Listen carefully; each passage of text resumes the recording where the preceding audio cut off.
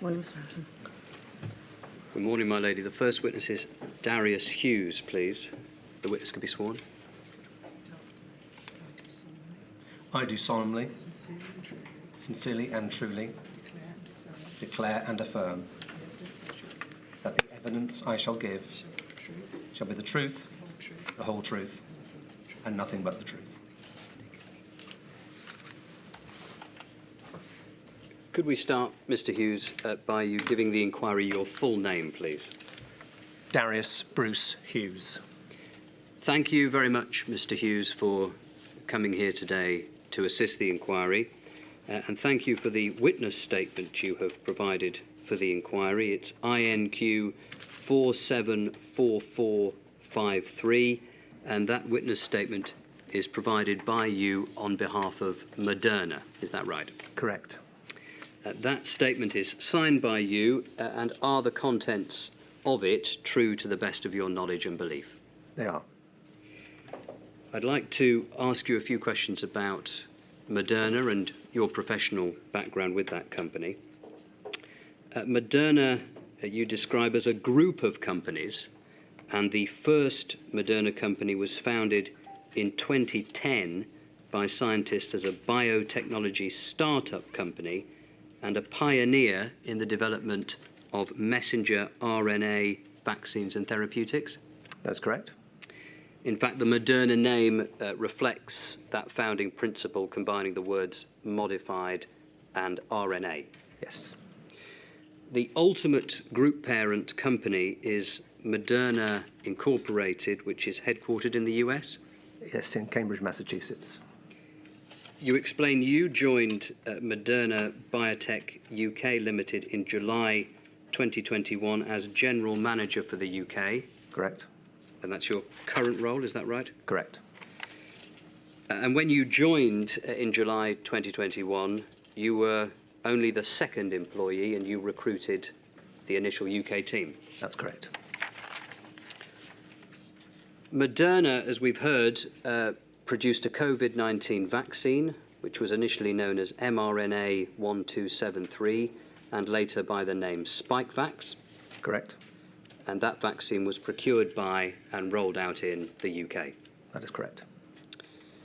You note this in relation to COVID-19 vaccines, that it's estimated by the World Health Organization that over 13 billion COVID-19 vaccine doses have been administered worldwide, and more than 70% of the world's population have received at least one dose. Yes. And you explain Moderna has supplied approximately 1.5 billion COVID-19 vaccines to date globally. Correct. I want to ask you next about the development of the Moderna vaccine. Is this right, that when the pandemic arose, Moderna had already been conducting foundational research into the field of mRNA-based drugs for a number of years? Is that right? That is correct. And that was in particular in the field of other coronaviruses, including MERS and SARS?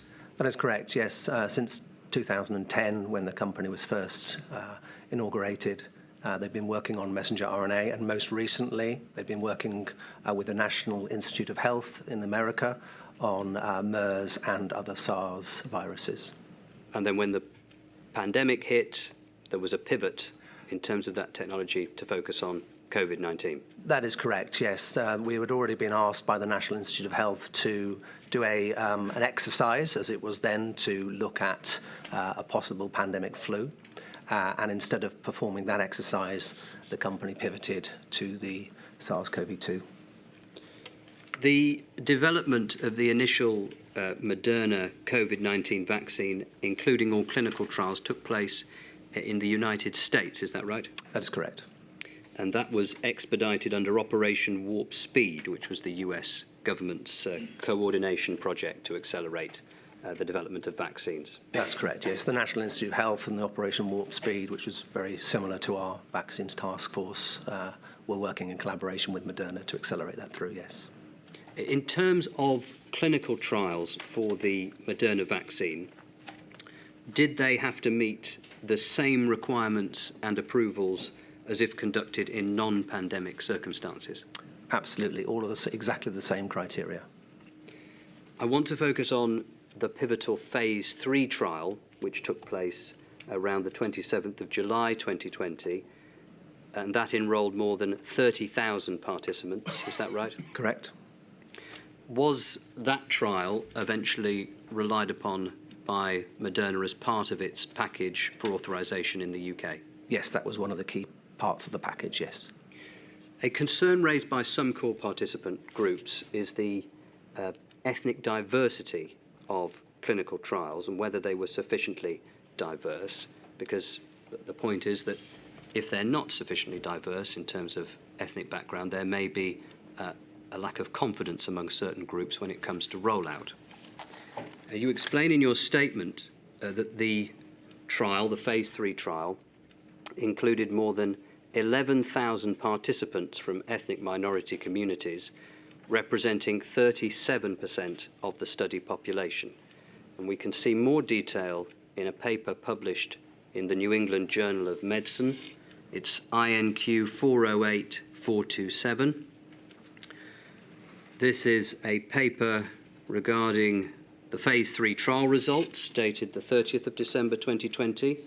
At page 1 there, at the bottom of the page, conclusions, we can see this: the mRNA 1273 vaccine showed 94.1 efficacy in those trials at preventing COVID-19 illness, including severe disease. Aside from transient local and systemic reactions, no safety concerns were identified. So no suspected, unexpected serious adverse reactions during the trials? Correct. And no SUSARs in relation to cardiac events? None. We can turn next, please, to page 6 of this article, and we can see on that page a section, actually just above that section, please, we've got Hispanic or Latino ethnicity, and we've got the percentages there and the number of participants. Hispanic or Latino, 20.5%, 6,235 of the trial participants. And then the next box, please, race or ethnic group. We have a breakdown of the number of participants there, with Black or African American, for example, making up 3,090 participants, 10.2%. Can you help us, please, as to why the figures are broken down with a separate section in this table for Hispanic or Latino ethnicity?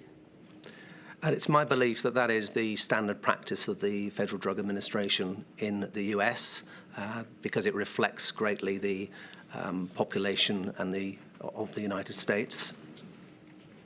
But when we're looking at your figures, the 11,000 participants from ethnic minority communities representing 37% of the study population, we must include the Hispanic or Latino group of people within that figure. Is that right? That is correct.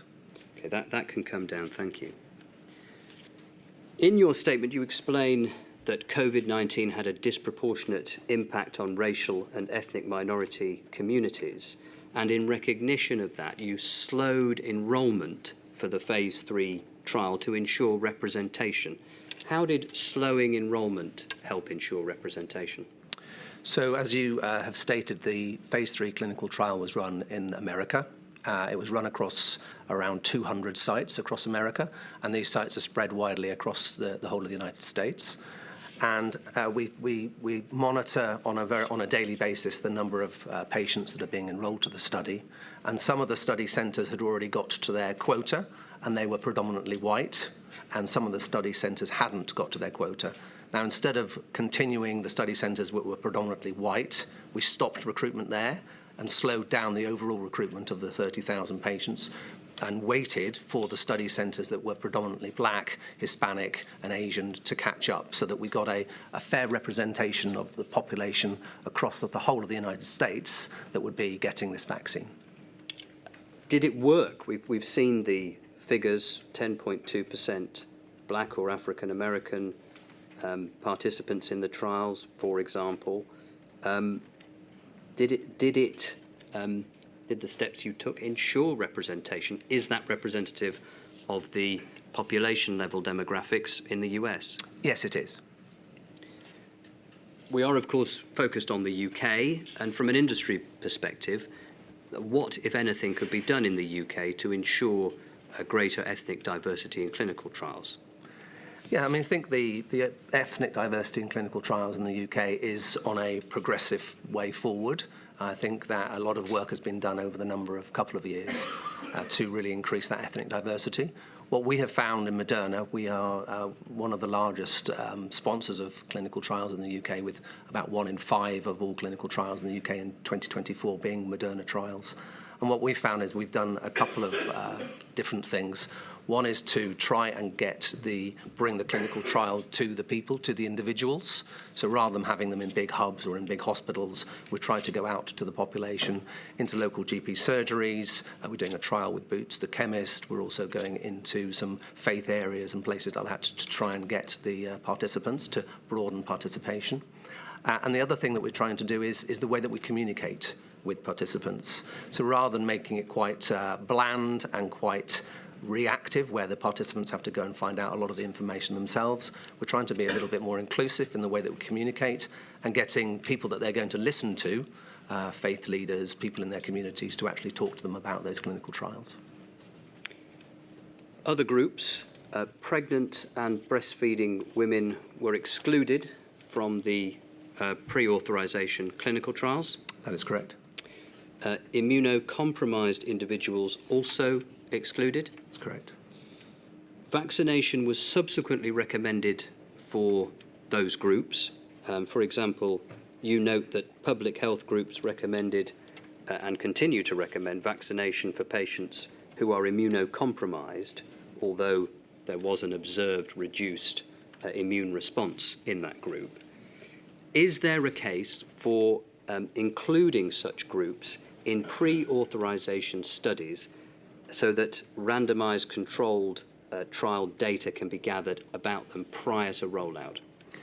So for Moderna, we're very, very keen on including and having a very broad, diverse population, both in our clinical trials and in our post-observational trials. It's very compelling that we have the right vaccine tested on the right populations that are going to use them. So we would be very supportive, should the regulatory authorities decide to do so, in changing the way that the clinical trials are designed, and we'll be very supportive in helping to ensure that this is more representative going forward. Would it help? Would it assist to understand how those groups are going to respond, or are there difficulties in recruiting, particularly pregnant women, that need to be overcome? I think traditionally it is very difficult to recruit pregnant women and also some of the more immunocompromised patients, just because there's a nervousness, I suppose, about being involved in something that is new, that is experimental. But I think there's a lot of work that would need to be done, but I think it is work that Moderna is prepared to engage in and get behind the regulators on. Trials in the UK, in October 2020, there was a suggestion that some of the clinical study work for the vaccine could be conducted in the UK. Is this right, that the UK was a particularly attractive place to conduct clinical trials because of the integrated system between the NHS and the MHRA? That is correct, yes. That trial, you explained, did not go ahead because the number of COVID-19 infections in the UK decreased over the summer of 2020. However, in 2022, I think, there were clinical trials conducted in the UK for the Omicron targeting bivalent vaccines. Is that right? That is correct. Yeah, bivalent means protecting against the original virus and a later variant. That's correct, yes. In relation to that trial, you say that the UK government encouraged pharmaceutical companies to share clinical trial sites because there were a limited number of such sites approved to conduct clinical trials in the UK. Was this a problem? Would it have helped if there had been more such sites? It wasn't a problem, no. I think the sites are very, very few in number because they're centralised on those hospitals that I was describing earlier. So it wasn't a problem at the time. The sites are very well run. They get a lot of patients through the door, and we were able to conduct our trial very efficiently. We enrolled over 3,500 patients in a very, very short period of time. There was still a lot of public enthusiasm in joining those kind of trials, so it wasn't a problem, no. You do, however, note that there are possible lessons that can be learned regarding vaccine development and approval, particularly in relation to harmonisation across jurisdictions. You note that formal harmonisation across jurisdictions regarding data requirements from clinical trials would help in trial study design, and predefining a simplified data package structure for submission to regulators for pandemic-specific products would also be helpful. Is this something we need to look at in the UK, whether or not it would assist to have these predetermined pandemic authorisation processes mapped out for manufacturers? Yes, I think it would be very useful, and it's not just in the UK. I think the point is that this could be harmonised more across the whole of the world. Next topic, authorisation of the Moderna vaccine. Initial MHRA authorisation for the vaccine was under Regulation 174 of the Human Medicines Regulations 2012. That was on the 8th of January 2021. Mm-hmm. Yes. This followed earlier authorisations by the FDA in the United States, authorisations in Canada and Israel, and then the European Union on the 6th of January 2021. Correct. However, you explained that Moderna did not supply any of its vaccine under Regulation 174, instead applying for a Great Britain conditional marketing authorisation through the European Commission Decision Reliance Procedure, or the ECDRP. Why was that route preferable when it came to actually supplying the vaccine in the UK, as opposed to Regulation 174? In early 2021, when Moderna received the Reg 174 approval, we weren't actually ready to manufacture and deliver those vaccines into the UK. And our target for delivering those first vaccines was the 1st of April. So it was agreed between the MHRA and our regulatory teams that we would focus on the European Commission Decision Reliance Procedure that would allow us to really get the data correct and focus on that and focus on our manufacturing and getting all of those scale-ups ready so that we would be ready for the 1st of April. And the reliance procedure, that's where you get a CMA from the EMA, from the European Medicines Agency, and that maps across and is utilised by the MHRA in a fast-track procedure for authorisation in the UK. Is that right? That is correct. You note that approval under Regulation 174 did not allow for details to be amended in the marketing authorisation or in the manufacturing process, and did not allow for the upscaling of manufacturing or any flexibility in the supply chain. So these were limitations on the Regulation 174 route, were they? 174 is a relatively tight regulatory statutory instrument, and every time you make a change, you have to make a change to the Regulation 174. But of course, we were also making changes to our conditional marketing authorisations through the EMA and through the FDA. So it was really the fact that it was duplicating the amount of work that would have to be done. And in a time when the MHRA were very busy reviewing a lot of work, Moderna were also very busy focusing on getting the delivery. It was deemed a better use of everyone's time, really, to focus on that conditional market authorisation through the EMA. We've heard a great deal about expedited processes when it comes to authorisation, rolling review. Were any of the authorisation processes applied by the UK, from Moderna's perspective, less stringent when it came to assessing safety? Not at all. The stringency was as it was for any other application. You explain in your statement that due to the scale of the rollout, there was a huge amount of post-authorisation data generated about the Moderna vaccine in a short amount of time. You say that the same amount of data was generated in less than 1 year than might be expected from an influenza vaccine in use for 20 years. You also explained that that huge volume of data allowed a clearer view of the safety profile of the vaccine to be reached more quickly. That's correct.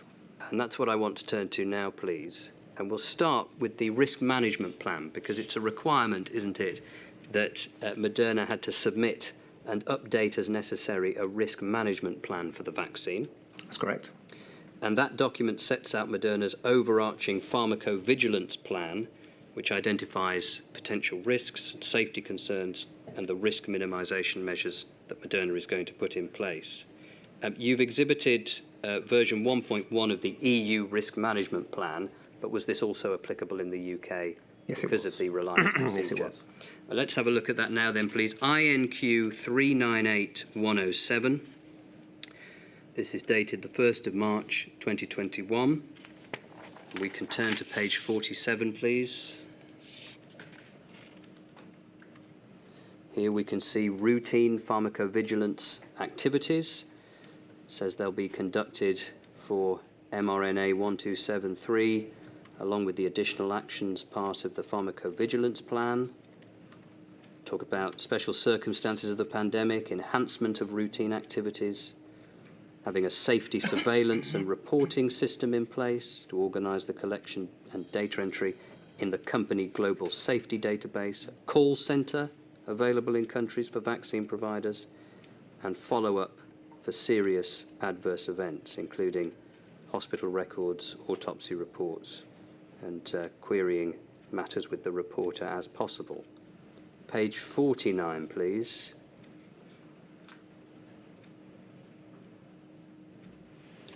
We can see here a table setting out vaccine signal data sources and frequency of evaluations, company global safety database, weekly literature review, a continuous monitoring of eudravigilance, which we know is the system for managing and analysing information on suspected adverse reactions to medicines which have been authorised or being studied in clinical trials in the European Economic Area. And VAERS, is that Vaccine Adverse Event Reporting System, is that a US system? Correct. And health authorities' websites reviewing those. So that can come down, please. In terms of those requirements, any less stringent than non-pandemic times? No, not at all. It was a fairly standard process. Moderna has got a very large global safety and pharmacovigilance team, and they would be monitoring those. In fact, I think during the pandemic, it was even heightened in terms of the level of vigilance that we were doing. Well, let's just go through some of those requirements then at a high level, but reviewing and assessing safety data from all external sources. Correct. Maintaining a global safety database, we've seen that. Yes. Reporting information that Moderna receives about adverse events to the MHRA. Yes. The Moderna pharmacovigilance team downloading reports generated by the MHRA on the yellow card system. That's correct. And using that as part of your analysis. That would then go into our global safety database, yes. We've seen reviewing and evaluating relevant medical publications and peer-reviewed journals. Is it right that Moderna held regular meetings with the MHRA and provided summaries of evaluated safety data to the MHRA? That is correct. Those meetings were weekly in the height of the pandemic and was very, very stringent, and we carried on doing those for quite some time. And in fact, is this right that those reports, the summaries of evaluated safety data, they were provided every 6 months for the first 2 years to the MHRA? Actually, every month for the first 6 months, yes, which is unusual. Normally, it is only every 6 months. So there was a heightened requirement in that regard. And is it right that Moderna also undertook an obligation to undertake post-authorization safety studies, or PASS, something that we've heard about? That is correct, yes. We are undertaking 8 interventional studies and 8 non-interventional studies. In terms of the difference between them, could you just explain that, please, the difference between interventional and non-interventional? An interventional study is a bit like a clinical trial where there would be some sort of patient involvement, whereas a non-interventional study would be really looking at the literature and pulling together external data. So 16 pass. How many published? So the interventional studies, 4 have published. It says 2 in my statement, but 2 more have been published since my statement was done. And for the non-interventional studies, 1. Why not more published? It's just the length of time that it takes for them to run. So a lot of these studies, particularly the observational studies, the non-interventional studies, are going to be going on for 1, 2, 3 years, and follow-ups of all the patients and the data collection. So it just takes a long time to run them. You may have seen the evidence of Professor Prieto Alhambra, one of the inquiry's safety experts. Yes. In his report, he recommends greater obligations on pharmaceutical companies to conduct early post-authorization safety studies with a particular focus on ethnic minorities, elderly people with frailty or multiple comorbidities, pregnant women, and people with disabilities. What is Moderna's view of that recommendation, greater obligations on the pharmaceutical industry? So Moderna's priority is always the safety of our medicines and vaccines, and as such we would be happy to collaborate and work with the regulatory authorities on any of the requirements for post-authorization studies that they deemed appropriate. Is it required? At the moment, no. Let's look at a particular risk associated with the vaccine now, myocarditis and pericarditis. And I want to focus on that, please. It was monitored as an adverse event within the clinical trials. Is that because it's a known risk of vaccines? That's correct, yes. But not observed, you've explained. In February 2021, the Israeli Ministry of Health received reports of myocarditis post-vaccination with the Pfizer mRNA vaccine and initiated active surveillance? Yes. Then as of May 2021, you explained there were 19 reported cases of myocarditis among people who received the Moderna vaccine and an additional 19 cases of pericarditis, and that was out of a total of approximately 20 million doses of the vaccine that have been administered by that point. That is correct. Was assessing the safety signal in relation to myocarditis and pericarditis complicated by the fact that Covid-19 can cause those conditions itself? It was. And how was that addressed? How was that dealt with? Well, the process is where we assess all of the data that's come in our global safety system and work very closely with the regulators. And I think it was unprecedented the way that the information was shared. So when the initial signal came out in Israel, that was indeed from the Pfizer-BioNTech COVID vaccine. But that data was shared across all of the regulatory authorities. It was shared with us as well, and it allowed us to go and then really do a deep investigation into our safety studies and into the global database that we had, and the European Medicines Agency as well. They were able to do it. So it was a very close collaboration across all the agencies, all the companies that came to those conclusions.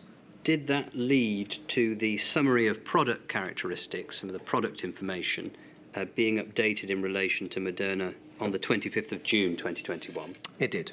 We can see, please, INQ 398119. And page 4, please. So this is the summary of product characteristics, and it says there at the bottom of the page, myocarditis and pericarditis. There have been very rare reports of those conditions occurring after vaccination, often in younger men and shortly after the second dose of the vaccine, typically mild cases, and individuals tend to recover within a short time following standard treatment and rest. And there's what healthcare professionals should be alert to in terms of that.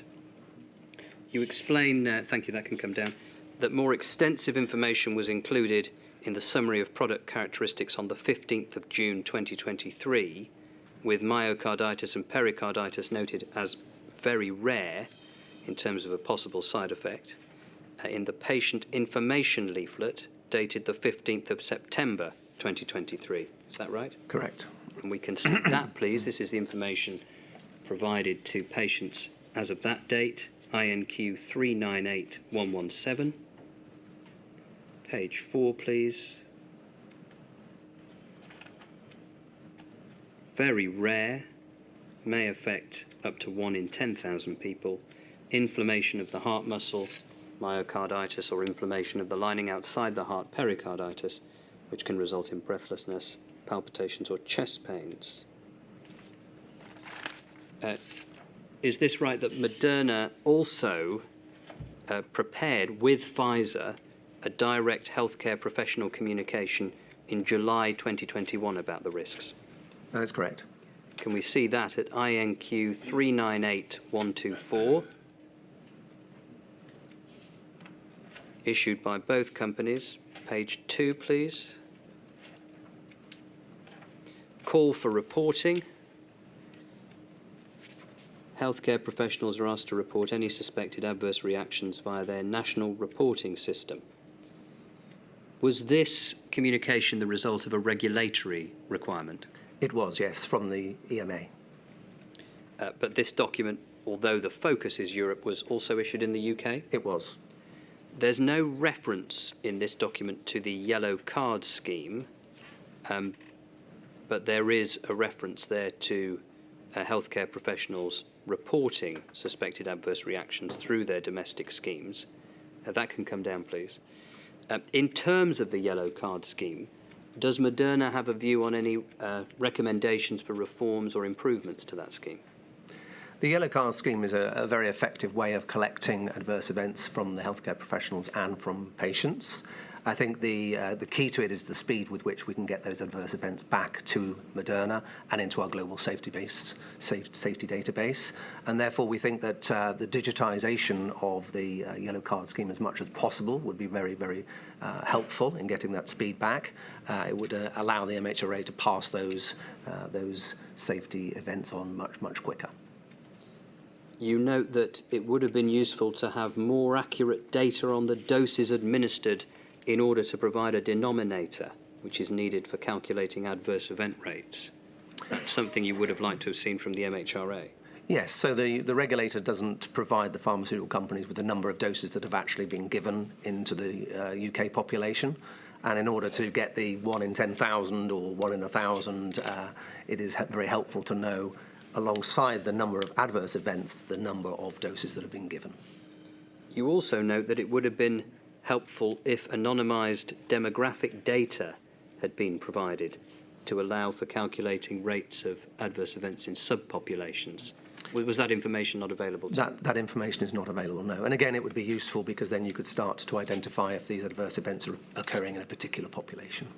So this is information that could be captured through the yellow card scheme. Is it the case that it's not captured, or is it the case that perhaps people who are completing yellow cards aren't filling it in?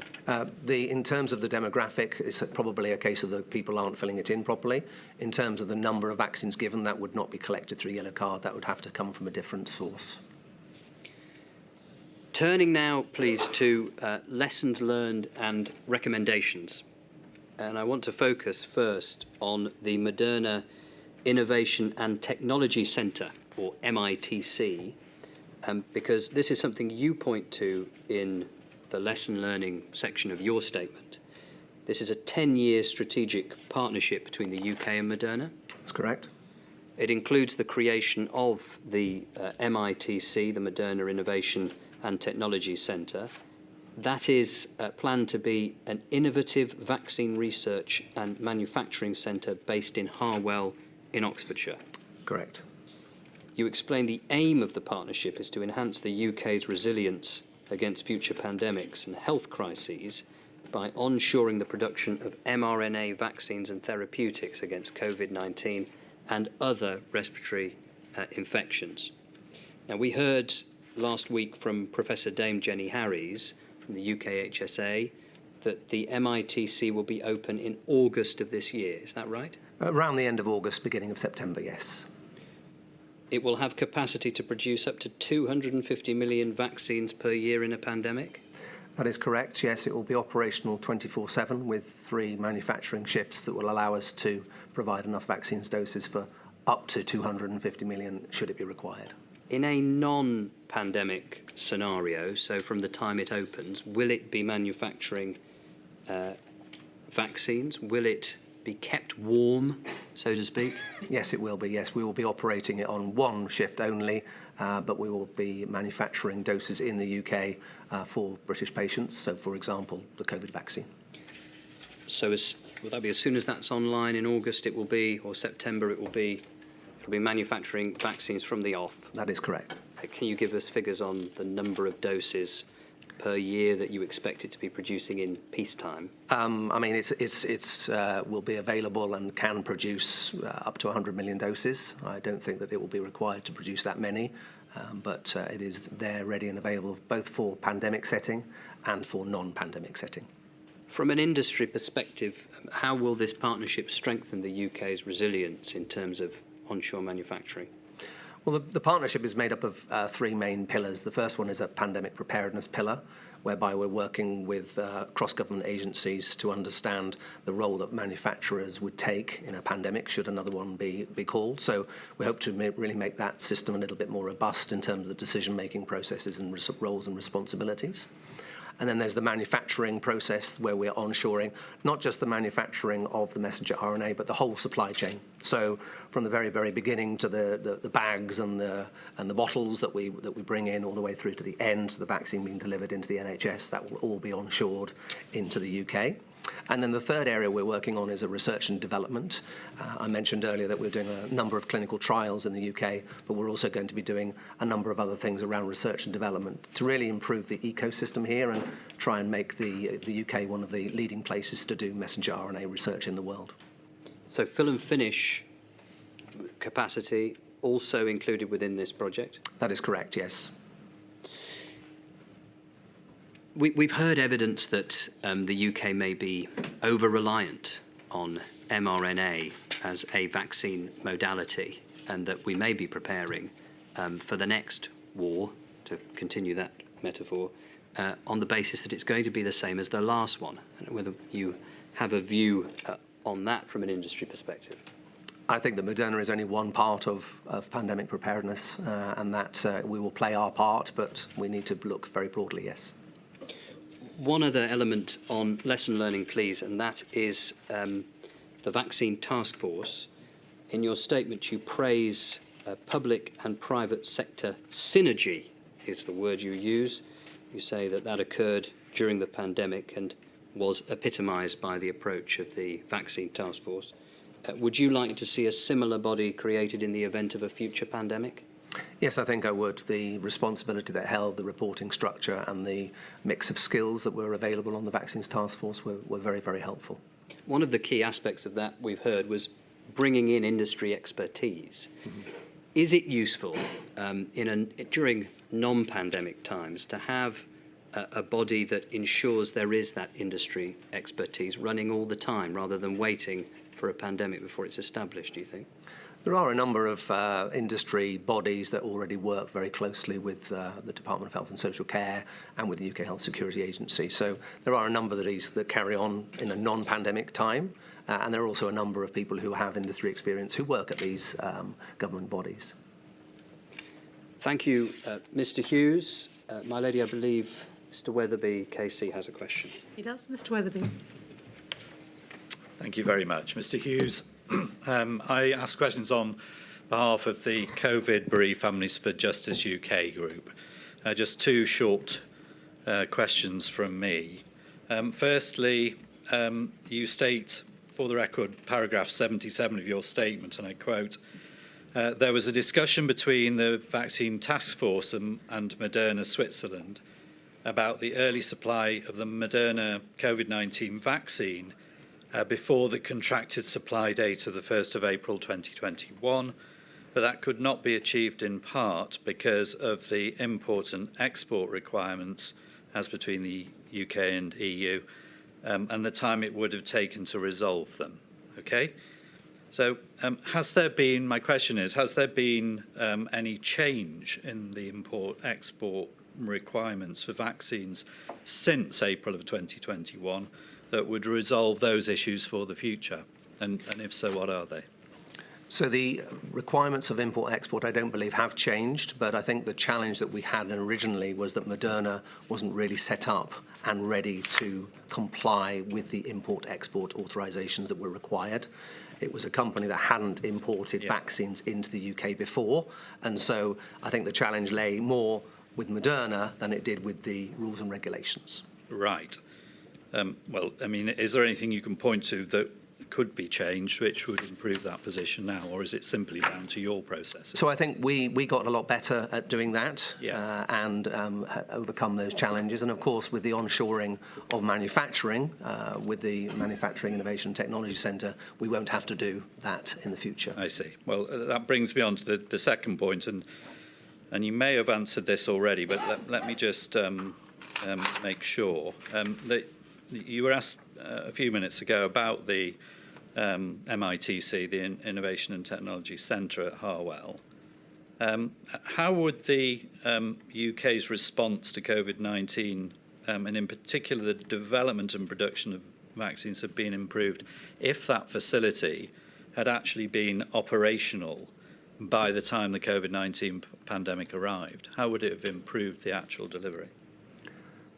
I mean, Moderna is very supportive of onshoring the production of medicines and vaccines into the UK. And our Manufacturing Technology Centre will indeed be ready, and therefore some of the challenges that we had with import exportation, with borders closing, and those sort of things, I think would have been slightly easier to do. Yeah. Thank you very much. Thank you, Mr. Witherby. Thank you very much indeed, Mr. Hughes. Very grateful to you for the help that you've given in providing the statement and coming along this morning. Thank you. Really grateful.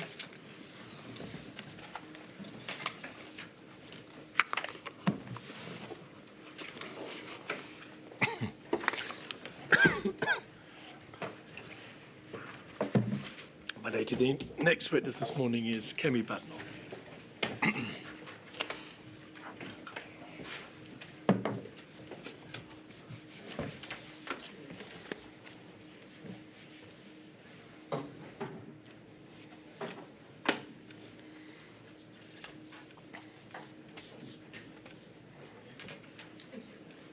I have no idea if that's necessary anymore, but we do it anyway. Thank you. Yes.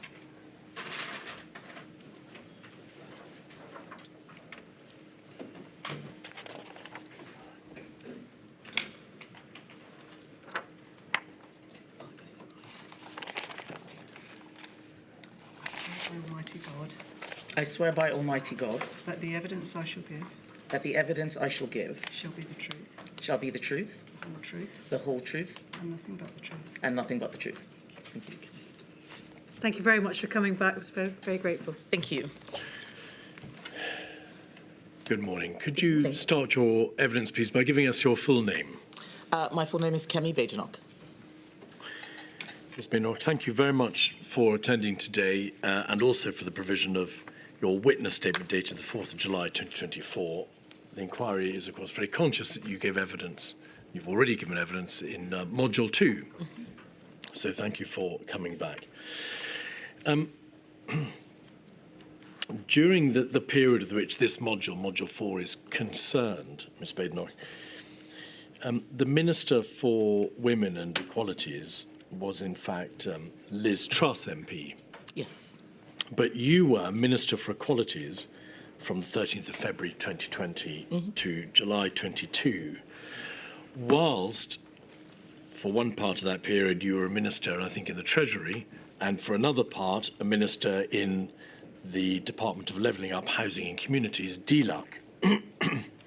At the same time, there was a Minister for Equalities, Mike Freer, MP, I think in the Department of International Trade, Baroness Berridge, a Minister for Women in the Department of Education, Justin Tomlinson, MP, and then Chloe Smith, MP, Ministers for Disabled in the Department of Work and Pensions.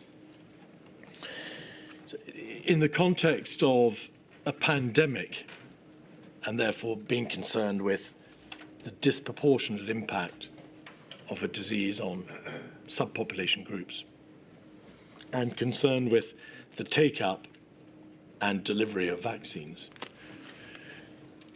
was this ministerial structure rather fragmented? No, I don't think so. But to explain that, it's probably important to understand the genesis of these roles. Please. The Government Equalities Office, as it started, was really created to deliver one policy, which was gay marriage. So this role was created almost as a policy response. And effectively, the Minister for Equality position, and especially when joined with the Minister for Women position, was about delivering specific policies for the government of the day rather than looking at policy across all of government. And in particular, certainly until I became Minister for Equality, its sole focus was really looking at LGBT issues. So the role changed around the time that I started, which was during COVID. And we brought together other departments which we thought could help deliver a more balanced agenda. I became Minister for Equality in February 2020. I was actually on maternity leave, so I didn't start until April 2020, by which time the pandemic had begun. But if you look at each of those roles, they are doing something specific. Every government minister, every government department has to deal with equality. It's not something that only one minister should be looking at, only a certain set of ministers. It's like having a risk officer or a risk minister. Everyone should be assessing and managing their own risks. Everyone should be following the public sector equality duty. So from that perspective, it's not fragmented. And the reason why we have an equalities minister in the Lords is because we need someone who can respond to those questions in the Lords and just help out. So that was a supporting role rather than evidence of fragmentation. So you've referred to the Government Equalities Office. Historically, there have been a number of offices or units within government dealing with separate sectoral issues. So there was a race disparity unit, a disability unit, I think, and a government equalities unit. And all that was brought together in the single equality hub, of which Yes. we'll hear more. Yes. I think, and is that the bringing together of those disparate elements of which you speak at the beginning of COVID, I think in September 2020?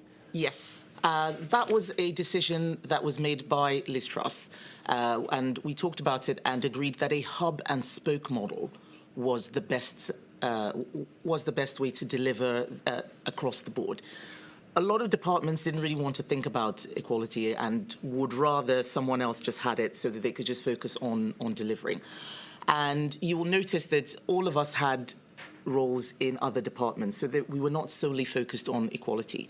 This is something that's been challenged several times. I remember being asked about this in the Women and Equalities Select Committee. I do think that model works. And what it means is that it forces a way of thinking into departments. Being in the Treasury at the same time as I was Equalities Minister was actually quite helpful because I could use some of the Treasury levers which I would not have had if I had just been in a totally separate department where they probably would have been less interested in my work because they were prioritizing theirs. And that has meant that the way that you need to think about equality, the best practice, lessons learned, ends up being seeded across departments because you have ministers wearing both hats. So one can readily see the advantage of having a minister concerned with equalities amongst the portfolio for which your area is concerned with. And the embedding or the embedment of best practice and lessons learned in each department. But by having a number of ministers and not having a single higher level minister, a Secretary of State, for example, concerned with equalities, did that mean that politically the whole area of equalities was able to, had less political heft or clout, weight at the highest level of government? No, I don't think so. And to be honest, a lot of these things end up being determined by the personality of the person who is in the role.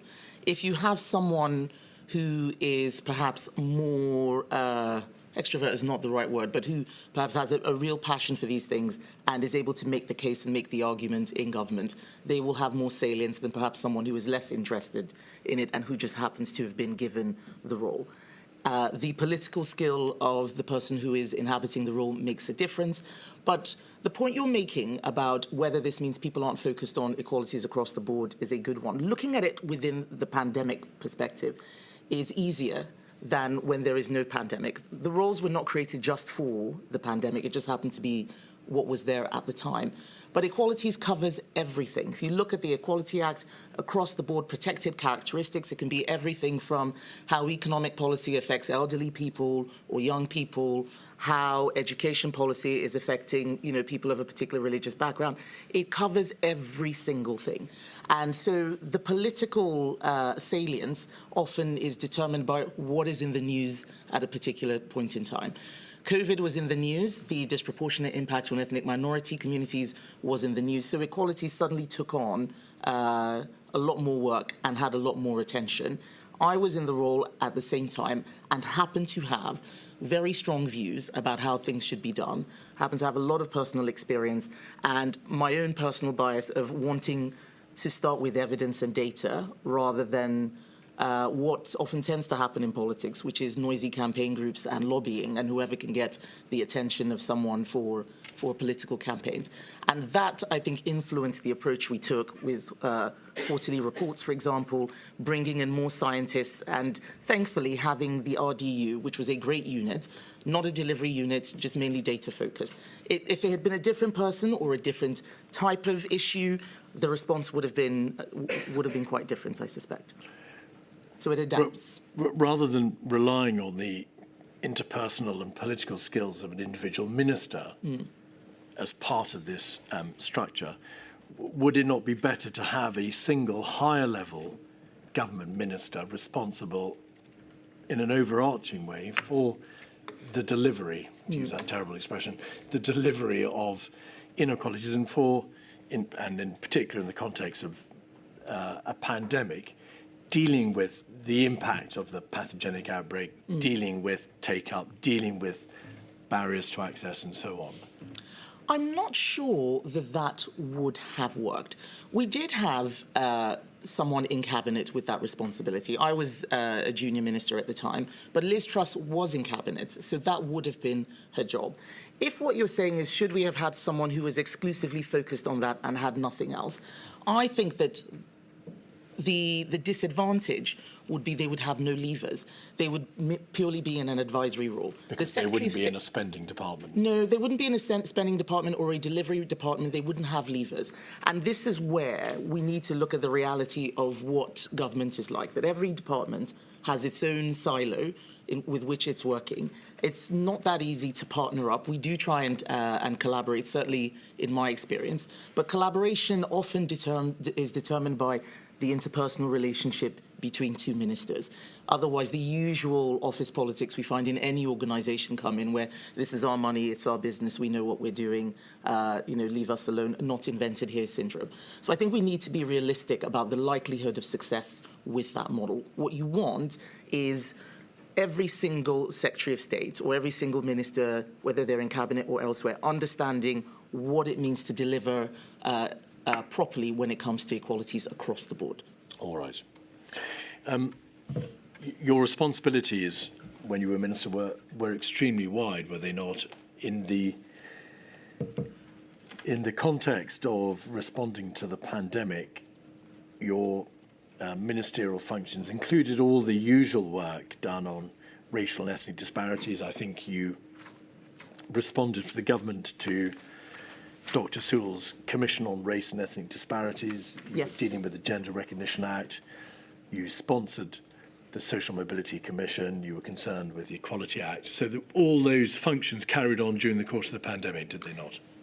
Yes, the Commission on Race and Ethnic Disparities actually was as a result of the pandemic. It was one of the government responses to what we saw as a lack of trust amongst communities across the board which was highlighted during the pandemic. So that would not normally have been something that we were doing. The work of the Social Mobility Commission carried on, but it was very low priority. It did not take up that much time, and it is independent. The minister's work is really overseeing and making sure that it's running properly. So my work, thankfully, in the Treasury was not that it was not that intense, because almost all the resources were mobilised towards managing the pandemic. I filled in for other ministers who were busy, so I did have time, certainly in the Treasury, to do the things that you've outlined. You were responsible for the production and publication of the 4 quarterly reports, Yes. to which we'll return in a moment. You are obviously concerned with the issue of communications with ethnic minority groups, subpopulation groups and other marginalised groups in society in the course of responding to the pandemic. You're intimately concerned with addressing problems surrounding the uptake of vaccines, dealing with mis and disinformation. You attended the COVID-19 Cabinet Committee meetings, and you presumably liaise very closely with the COVID-19 task force and other parts of government concerned in responding to the pandemic. I just want to look, I've mentioned the COVID-19 Cabinet Committee meetings. Can we just have a look at a COVID-19 meeting, please, on the 25th of January 21, Okay. INQ 000-91823. We can see from the top of this page is the minutes of the COVID-19 Operations Committee. Your name is there on the towards the bottom of the first page. Yes. And if we go to page 4,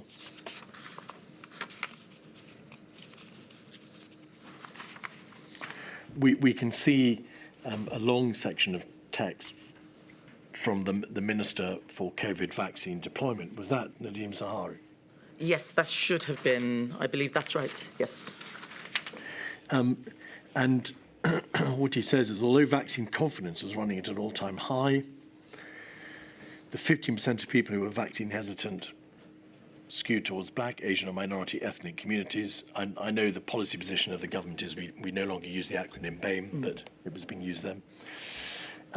Further action was necessary. Work would continue with the Secretary for Housing, Communities and Local Government to minimise issues across hard-to-reach groups. Again, we don't use that phrase nowadays. There were concerns with the level of anti-vaccination messaging, reference to local community champions, and then further down, concluding, he returns to the issue of welcoming colleagues' views on identifying further barriers, safety concerns, lack of access to health services, translation into different languages, and so on. Also reference to local and trusted voices. And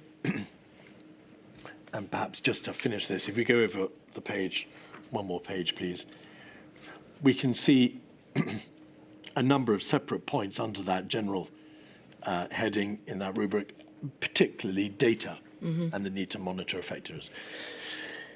There was no doubt, was there, on the part of government ministers and the various government bodies, that there were real issues with reducing barriers to access, increasing confidence in the vaccines, and trying to get vaccines delivered effectively, safely, speedily to all the many subpopulation groups within our population. Give us an idea, please, of the degree of willpower, the speed with which the government was onto this issue. It's obviously referred here at the highest level, and we'll see in a moment it's referred to in Cabinet. But did the government, do you assess, get on top of these issues as quickly and as effectively as it could have done? So, specifically on data. Well, actually all of this, but data is an important part of the topic. Data was the biggest challenge. This might be because the unit that I was overseeing, the race disparity unit, was a data unit. And so we would have been more interested perhaps in data than others. But we constantly encountered issues in just finding out what was going on. Sometimes that was because the data hadn't been collected in the first place, so there was nothing to look at. And finding out whether it had or had not been collected could also be a challenge. So you didn't know whether there was something to see and we couldn't find it, or there was nothing to see. Then there was the issue of people having data, but not wanting to share it because of the conditions that they had been given when they were collecting it in the first place, GDPR, consents, and so on. And probably a third bucket of there being an issue of trust or not wanting to collaborate with others, people wondering, why do you need this data? Don't worry about it. We can do this ourselves. We don't need you to look at it. So a level of competition, perhaps, or just suspicion about why other groups are carrying out work which perhaps some units may have felt was solely within their purview. I can't remember specifically where these other bodies were. I know some of it was in academia, a lot of it was in the NHS. Just getting information out of the NHS, I found, was the hardest thing. Presumably there are any number of systems within government for the recording and dissemination of data. In ONS, there's obviously data there. Public Health England, AXA, as it then became, NHS England obviously has data. GPs, there were a number of observational studies, UK Reach, Open Safely, which had access to millions of records. Yeah. So the problem wasn't a shortage of data. Did the problem lay in its, did it lie in its production in a useful form to decision makers? There was a shortage of data. Just because there's lots of data doesn't mean it's what you're looking for. So in terms of, if you're talking about volume, yes, there was lots of data. But I remember us trying to find out the ethnicity of people who had been dying, especially the frontline ethnic minority workers in the NHS. We didn't have that. So my first quarterly report, I think, talked about the mandatory collection of that sort of data. So there were still things missing. So at the beginning, there was a specific problem with the recording of ethnicity data amongst patients in hospitals and also amongst those who died from COVID. Yes, and it took a long time to get this resolved. The hoops that needed to be jumped through, I was told, because I wasn't the one carrying out the data collection, but I was told by my team that it was quite difficult, and I know eventually they got there. But you are right, across multiple systems, whether it's Open Safely, ONS, and so on, there is data. Sometimes the data that you have is it's not live, it's old. And the systems are set up to do different things. They don't necessarily use the same categorization to reference the same information. And that's understandable because these things have cropped up in different ways. They've been set up for different purposes. We'll move forward and look at, in fact, now your final report, the fourth quarterly report dated the 1st of December, because there was much in that, wasn't there, about data, and you made a number of recommendations about how to better accumulate and publish and then rely upon data. Can we have INQ 0000897747, please? This is the final report dated December 2021. And if we could pick it up, please, at page 5. There is an overview and executive summary.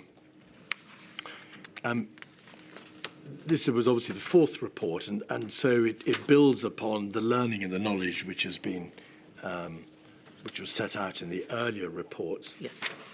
And this page is concerned with the increase in your understanding, your better understanding of the risk factors involved in the pandemic.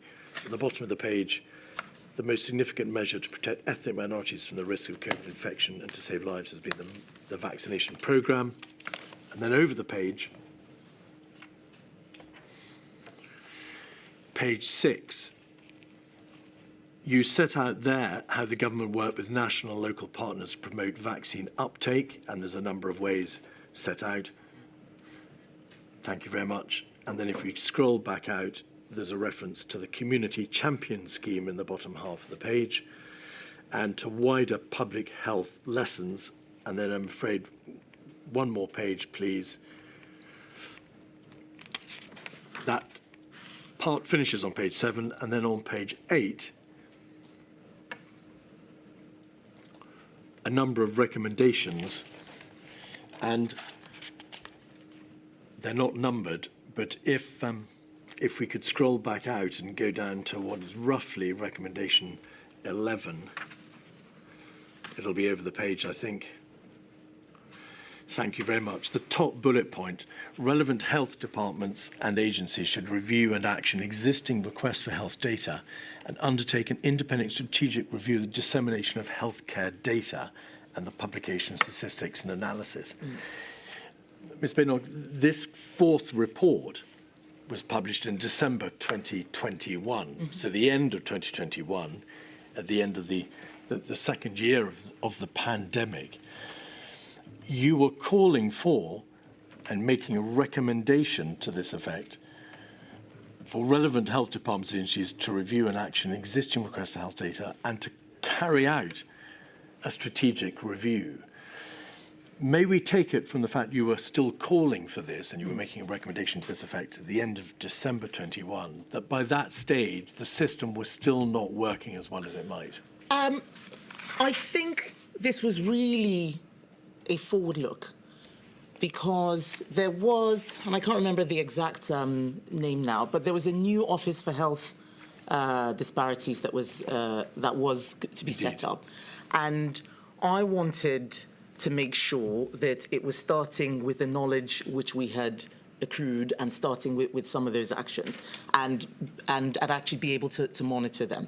So the Equality Hub doing this work was always a time-limited thing. We certainly did not have the resources to monitor what every department was doing throughout. So this was a discrete project, a discrete piece of work. We've carried out recommendations, but at this point, I'm thinking, well, we're going to have to go back to our day-to-day. How do we make sure that this work carries on and people understand the lessons learned? So the hope was that that new Office for Health Disparities, I'm sorry, I genuinely can't remember the name of it now, but I know it is in existence, would be picking up this sort of work and running with it. As it happened, the government commissioned a report into health data. It's called the Health Data Review, and it was led by Professor Cathy Sudlow. It reported in November of last year, 2024. And I wanted to ask you, and I appreciate it's not something that's you've been required to look at, but I wanted your impression. Amongst the 5 recommendations that Professor Sudlow made were these 2 recommendations: that there should be a national health data service in England for health data, and secondly, that there should be a UK-wide approach to streamline data and therefore to improve understanding by all the governments within the 4 nations of the impact of the data and what can be learned from it. Are those 2 recommendations something that you would endorse? Was it your view that something did need to be done about setting up a national data service and having a consistent aggregated approach across the United Kingdom? Yes, with caveats. So yes, I do think some streamlining and rationalization of data sources is necessary, and also making sure that we're using the very best labels, the very best categorization, because it is confusing. You talked about the use of the term BAME. There was a plethora of labels that was being used. We never knew whether we were all talking about the same thing or not. So yes, in principle, I do think that is something that should be done. I don't know the genesis of Professor Sudlow's work, but I have come to this conclusion via separate avenues. However, there is a challenge now with how well government itself is placed to deliver this sort of system. And I remember, it's over 20 years ago now, when I was working on a project for the NHS Spine, when we were supposed to have a national health service, IT system, and it failed government is not necessarily great at delivering these systems. They tend to be big boondoggles for the private sector. But there are private sector companies that can deliver this. There need to be caveats around that. There is a big debate going on about how we use health data. Should we let AI into the system? Because the more data you have, the harder it is to process, and you start to require machine learning and so on. And there are many ethical concerns about allowing this data to be used by pharmaceutical, for-profit sectors and so on. I personally have no issues with that, but those things need to be considered in tandem if we are going to do this. There are a lot of risks as well, which I've seen from being in government, having security briefings about how external actors outside our country try and destabilize information systems. There would be a big risk in creating something like this. It's important that we are aware of those and have things to mitigate. But in principle, I think that this could work. How we deliver it would be the question. Make sure it could be quick and successful. The Equality Hub, for which you were responsible, produced a report in July and August 2021 called Perceptions of the Pandemic Research, which showed high levels of distrust in the population, that there were significant numbers of people who didn't care about the pandemic, didn't have a great deal of trust in government, and believed that that they should not take up the offer of vaccination. So what date was this? I'm just trying to make sure I'm not... It's August 2021. August 2021, It's called right. Perceptions of the Pandemic, and it was research carried out by the Equality Hub. It's obvious that your quarterly reports made a number of serious and considered recommendations. Your first report made 13 recommendations. There were a number of recommendations in the second report, and then in the final report, I think there were as many as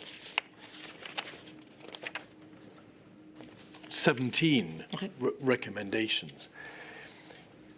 The fact that the reports were worked on and then published over a considerable amount of time, from the 1st of February 21 to the end of 2021, rather suggests that the government was having difficulty getting traction in getting change brought about. Would you agree?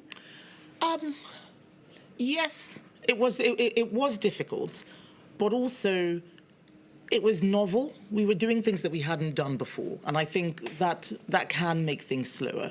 Resources were also limited, not just in terms of people who knew how to do this, bodies on the ground, but also everybody was dealing with the impact of COVID as well. We weren't all in the same place. The sort of things that might happen faster if you were working in the same room, people just being at home, some people falling ill, getting COVID themselves, family impact, all of that ended up just slowing things down.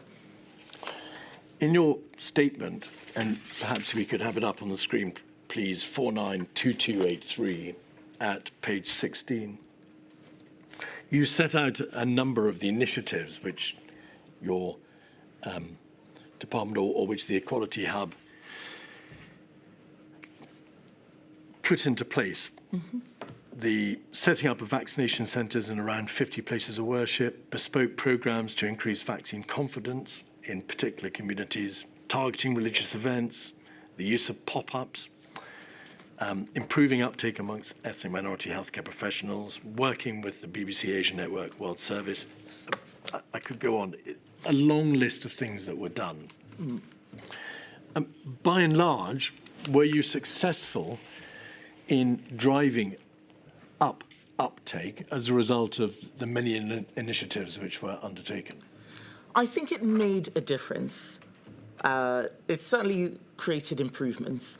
The biggest benefit, I think, was the awareness raising, which meant that other people started doing these things, and that we weren't relying just on government.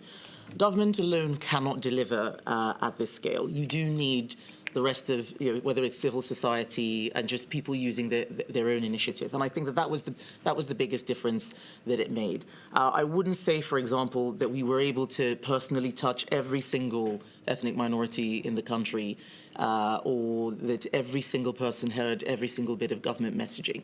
But the dissemination and the spread and the concepts, I remember we had, certain phrases that we needed to seed.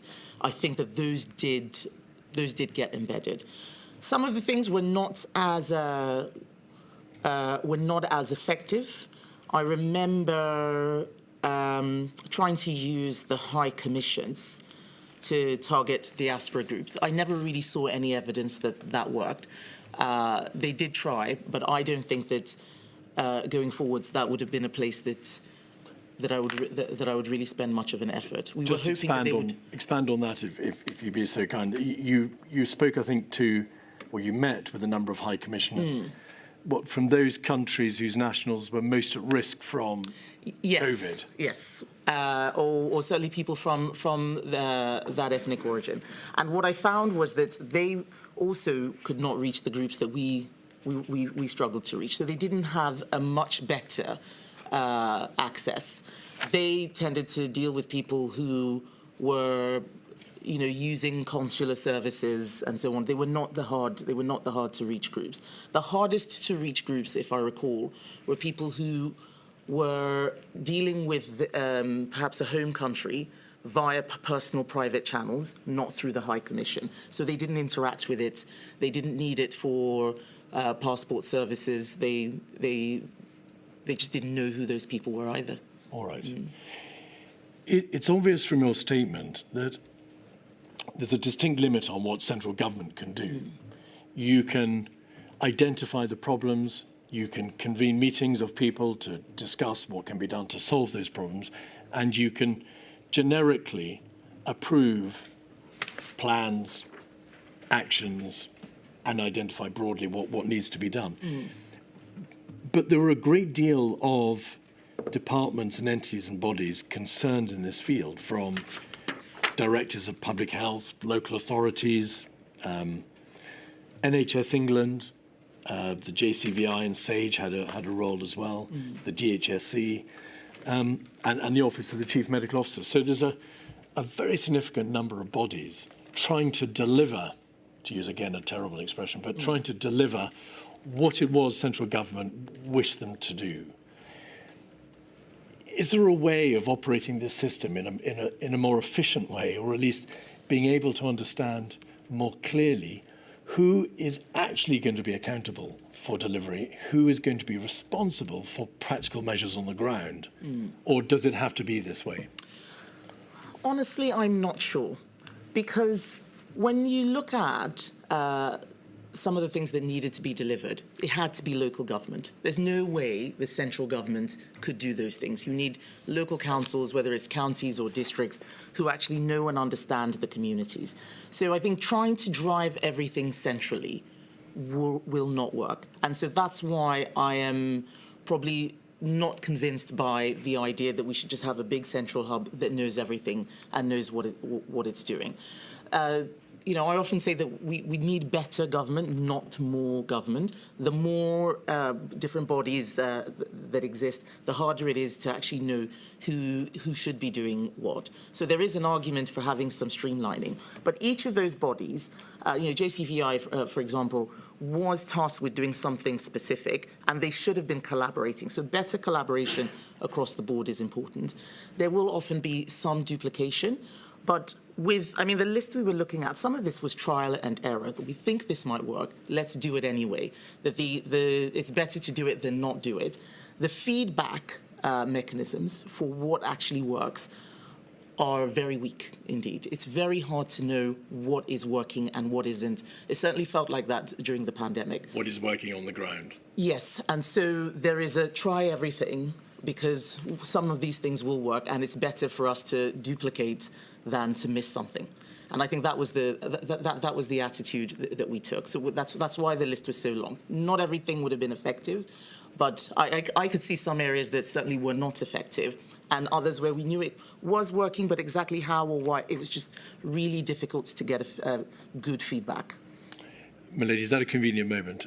So I'm sorry we have to break, Ms. Badenoch, but I promise you we will finish your evidence before lunch so you can get on with your other duties. Thank you. I shall return at 12:05.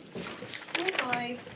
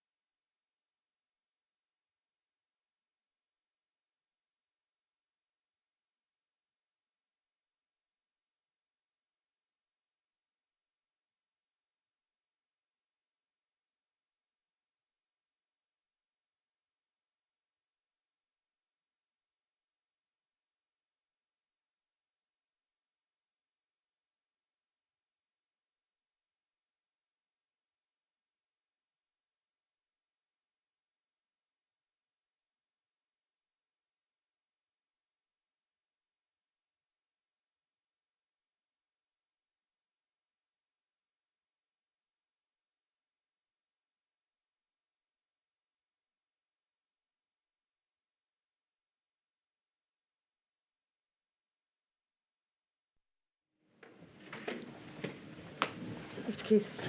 Ms Badenoch, I was asking you questions about your meetings with high commissioners. Yes. Just been asked to raise a particular point in connection with that issue. You said that the meetings weren't terribly effective, not because there was a lack of will, perhaps, or willingness to assist, but perhaps because it didn't lead to a visible improvement in the position in terms of the diaspora from each of those countries taking up the offer of vaccination, which I think was the point of the meetings. Yes, and also because I think we were asking them to do something that they had not done before either, and they weren't set up to do. Was another issue or another problem that there are a number of people, perhaps asylum seekers, who won't be in contact with their High Commissioner, or perhaps if they're illegal immigrants or they're asylum seekers, they may not be permitted to be in touch with their High Commissioners, and therefore there was a limit to what the High Commissioners could do in terms of reaching out to their populations. No, I think it's more fundamental than that. Yes, it is true. Those groups would not be in touch with a High Commission. If you're seeking asylum from a place, you wouldn't go to that. You wouldn't be in touch with the embassy or the High Commission of that place. But those cohorts, certainly asylum seekers, refugees, would have other interactions in the public health space, and they would have other points of contact. With illegal immigrants, this is a more fundamental question. These are people who are not in the country legally, so effectively committing a crime even by being here. Their interactions with the state will be minimal to none, because they will be worried about being being deported, and that is just one of that's just a fact. We cannot adjust our health system, in my view, to undermine borders and border security. That will create loads of other problems. So that's just something that I think we need to accept. But the real reason why it wasn't effective was because High Commissions aren't really set up for that sort of public information. It's just not what they do. You spent a great deal of time holding round tables with ethnic minority healthcare professionals,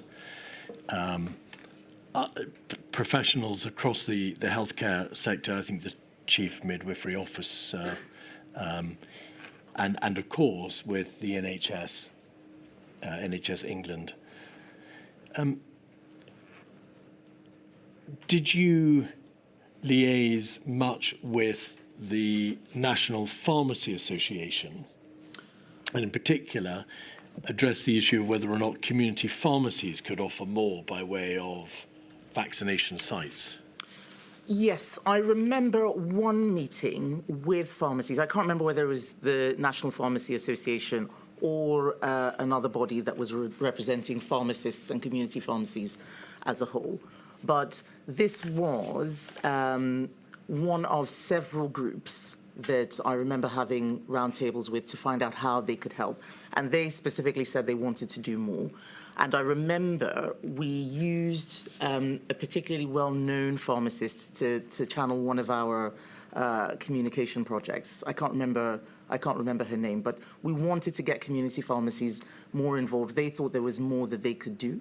And I think we did successfully utilize them to deliver the vaccination program. It was very much all hands on deck.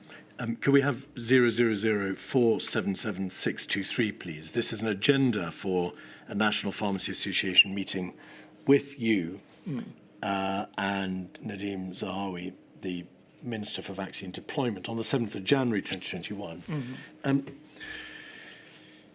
The attendees, and in particular the representatives of the National Pharmacy Association, make the point very strongly indeed that there's a very wide network of pharmacies across the United Kingdom, 14,000 in all, that they are a diverse profession, and then over the page you can see references to how community pharmacists have a trusted relationship with patients, they're well placed to dispel myths, they have a great deal of regular face-to-face contact with the public, and I think it was well known that pharmacies tend to operate in areas of greater deprivation, and they're particularly good, of course, at delivering medicines to those who want to walk from local areas to the pharmacies. It doesn't appear, Ms. Badenoch, that the pharmacies were used perhaps to the full extent that they might have been, in particular because they don't always open, I think, the 12 hours a day that they were required to do under vaccination arrangements. And also that the system obligated vaccination sites to get through and to deliver a certain number per week, which many small pharmacies just couldn't do. So do you think more might have been able to be done in terms of using pharmacies in the local community to get vaccines offered and delivered? Well, I wouldn't know because, I mean, this is an agenda for a meeting. These aren't the minutes, just looking at the structure. This is an agenda for the meeting, so this discussion was had, and at the end of it, there would have been a recommendation. I recollect community pharmacies being used, but the conditions would never have been determined by my unit, and I would not have been aware of the success in terms of deployment of vaccines. My understanding was that they did do that, but it may have been only those that opened for the full 12 hours. And I don't know what the reasons for that. I don't know what the reasons for that were.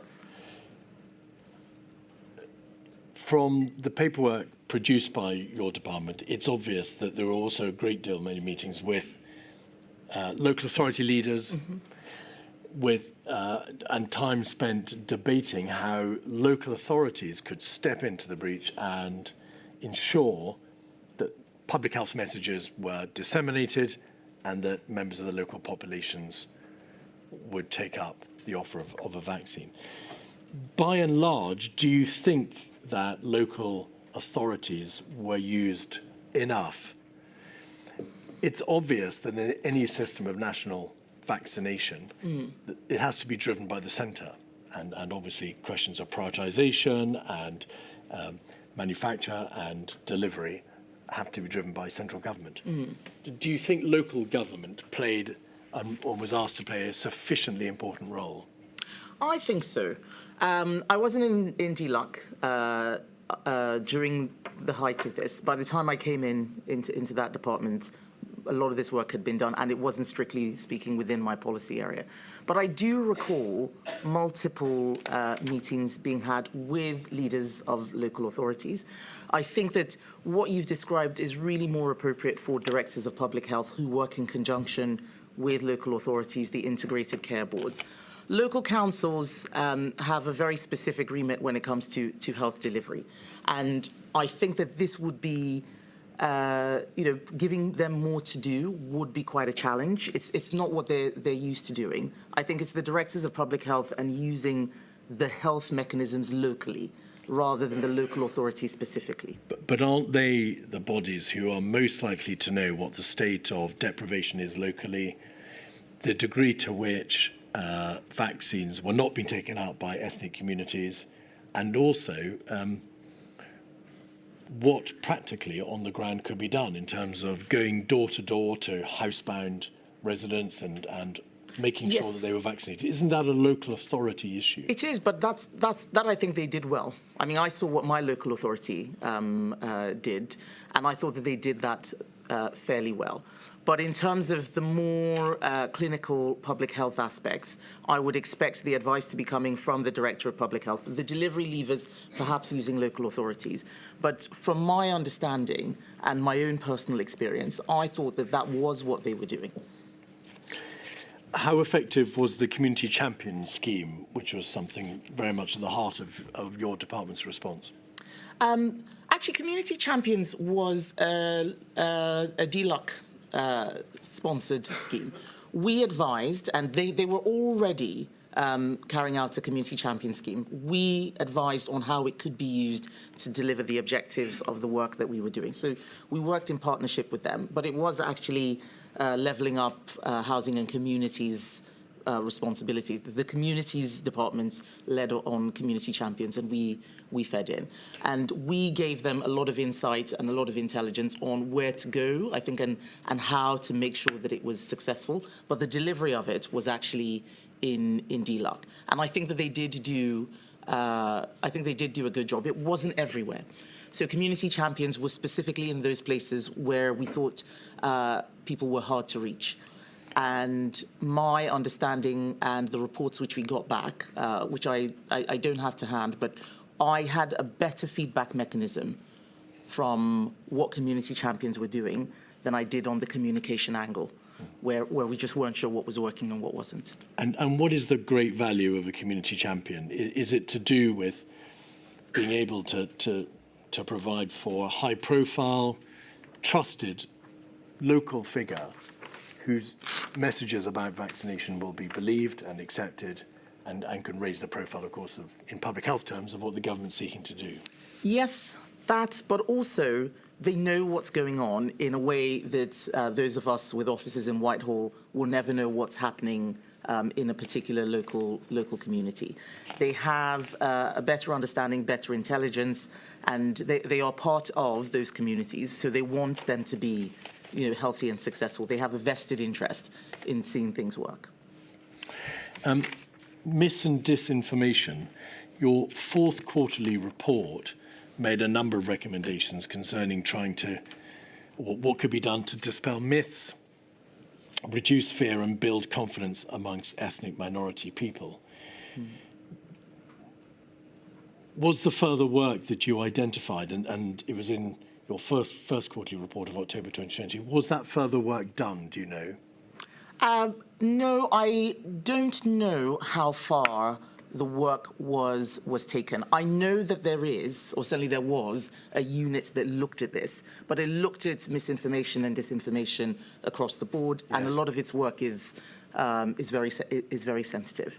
Could we have a look at INQ 0000899742? This is Ms. Badenoch's statement, and no, sorry, I think it's the first quarterly report, and page 62.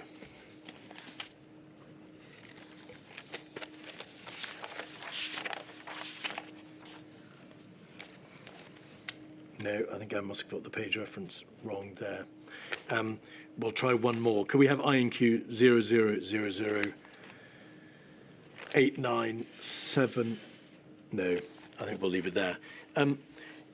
2 pages of the first quarterly report set out in quite significant detail the degree of prevalence of misinformation and disinformation. In terms of countering misinformation amongst ethnic minority groups, is there a limit on what central government can do? There's always a limit on what central government can do. I think it's probably worth explaining what it is that I mean by misinformation and disinformation. People often assume that it's stuff on Twitter or X. I'm actually less worried about that sort of misinformation because it's very public and people who know can challenge it easily. So that's an open sphere. The things that really concern me are the pieces of information that are less visible. The last time I was here, I talked about WhatsApp groups, for example, family WhatsApp groups, things that government has no insight into. Even the tech companies don't really know what's being shared. It's all encrypted. And a lot of false information travels very quickly through those channels. And I don't know how we can deal with that. And it's everything from vaccines will kill you to the government is suppressing information. In fact, some of it often has lightly reputable sources who are backing it up. I remember we had some people from the BMA who genuinely believed that we were trying to stop information from getting out about what was happening with ethnic minorities. And when you see that on a public forum, you'll think, oh, well, if the doctors in the BMA think that, then it must be true. But even they were wrong. And then that starts to propagate. And the thing that government can do best is provide as much information as possible and show that we are, that we're all in it together. That was one of the reasons why I decided to take part in vaccine trials. That if people thought that the government was trying to kill them, then if the minister herself was taking part in trials, which are more risky than a fully tested vaccine, that might help with public trust. But I don't know the answer to dealing with that sort of back-channel information that's peer-to-peer and private, beyond the government supplying as much honesty and as much truth as possible, and also not attacking the people who are propagating this. So as annoyed as I was by representatives of the British Medical Association saying these things, what I didn't do was go after them, because that can actually fuel the misinformation or the conspiracy. All right. In your final quarterly report, you made 7 recommendations, all of which I think were accepted by the then Prime Minister in full. Is that right? And I just want to focus on a handful of them. Recommendation 6, and you've just referred to the issue of clinical trials, recommended that confidence be built in future vaccination schemes by increasing ethnic minority participation in clinical trials.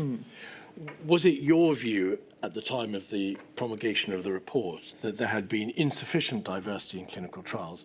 We've had a great deal of information and evidence about the actual figures for diversity in the clinical trials on the part of all 3 of the COVID-19 UK vaccines. But was it your view that certainly in the public sphere there was a lack of confidence in vaccination, in part contributed to by a belief, rightly or wrongly, that there was a lack of diversity? No, I think it's there's a lot of yes and no in that. I think it's more complex. So let me try and unpack this. Within ethnic minority communities, irrespective of what's happening here, there is distrust of public authority. Most ethnic minorities have come from authoritarian regimes or places where the government may actually be trying to get you, and that's why they've come here. So there is a baseline level of suspicion that is just higher than we in the UK have generally, and it builds from that. So when we're looking at the lack of trust, we've got to have that in mind, that there is a cultural aspect here that shouldn't be ignored. Do I think that it is true that ethnic minorities did not participate in vaccine trials? Yes. First of all, for that reason. Secondly, just because it just wouldn't have been. It's just harder if you were in a community that's more likely to be closed. If levels of education are lower, it's not something that you would ordinarily do. I think that that's right, but that's just personal observation. I did have clinical representatives tell me that participation was low. And if they said that, there was no reason for me to dispute that. Anecdotally, I would have expected that. And so, that's yes. why you sought in your recommendation that Yes. participation should be increased. We've discussed data already, but I think 4 or 5 of the recommendations in the final quarterly report were about data, and they reflect what you've said this morning about your concerns about the data, operation of the data systems. Did you happen to have in mind, or did you make any recommendations concerning the recording of data for disabled people, or was that outside the brief of the report? It was outside my brief, but I think it was discussed. I can't recollect where there were issues or if there were issues. But we had to draw a boundary between what I was doing versus what Justin Tomlinson, as Minister for Disabled People, was doing. We had a team of in the Equality Hub that collaborated and worked together, but there was only so much that I could look at, and that was strictly speaking outside the remit that I'd been given. Recommendation 17 suggested that government needed to build on community partnerships and work closely with local networks to improve understanding and gain insight into the audience being ethnic minority groups. For the purpose, Ms. Badenoch, it's obvious that you had a great deal of communication with trusted figures, local trusted voices, local authorities, all manner of representative bodies and groups, as well as other parts of government.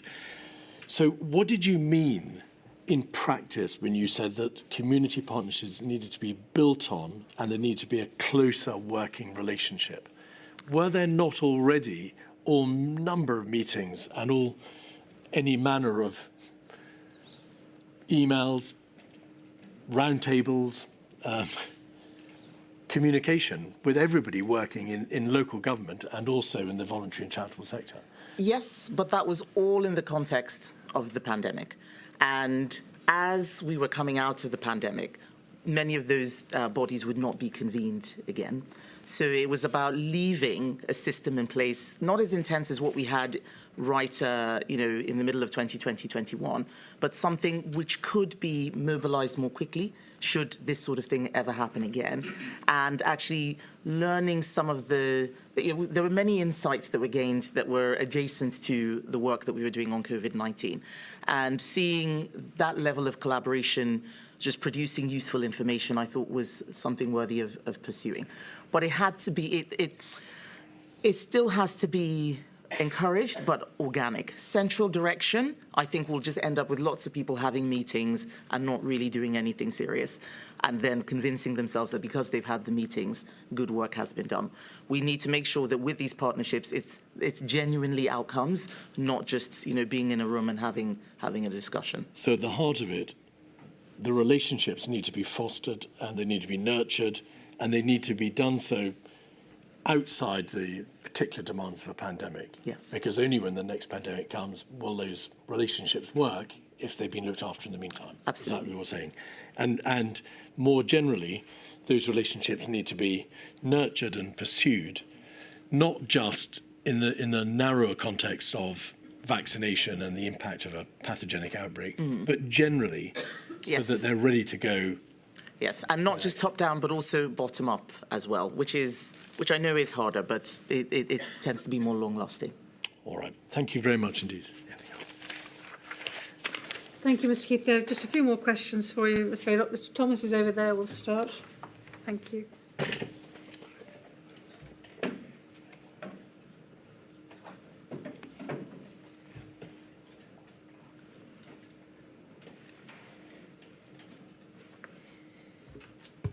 Good morning, Miss Badenoch. Can you hear me? Yes, I can. Okay.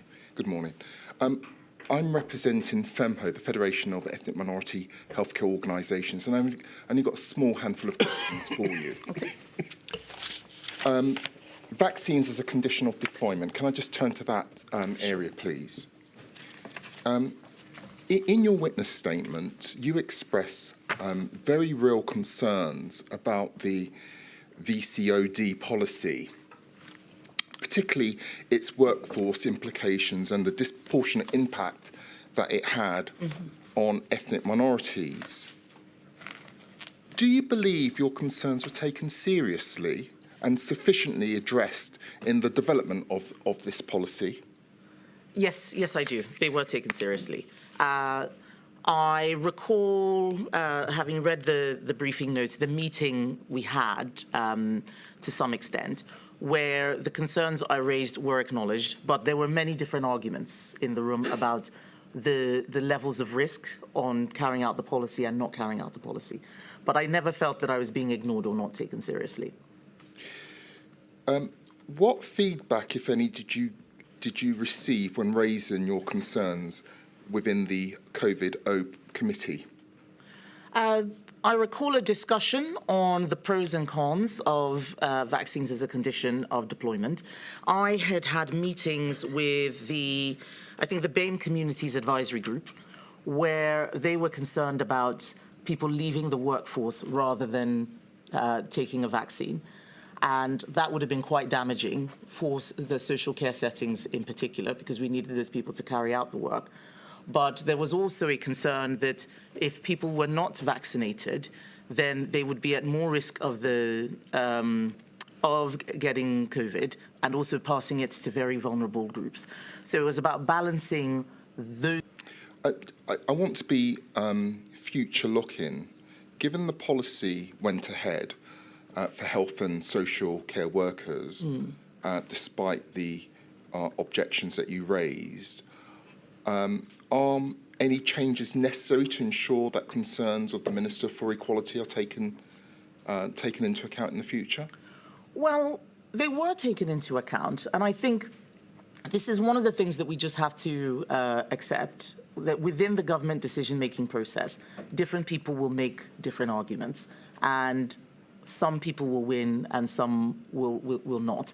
And that depends on the particular subject. A Secretary of State or a Prime Minister will hear all the competing views and then make a decision. And I think if your view is not the one that's taken, it doesn't mean that it hasn't been considered, because they can't agree with everybody. I think that the fact that the policy eventually didn't go through or was reversed, and the larger issues around certification in the end were not pursued via legislation, shows that it was just not going to be that workable.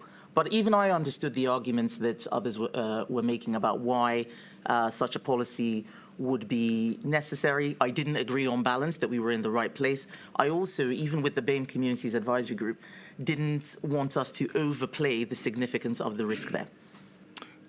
Madam, thank you very much. Thank you. Thank you very much, Mr. Thomas.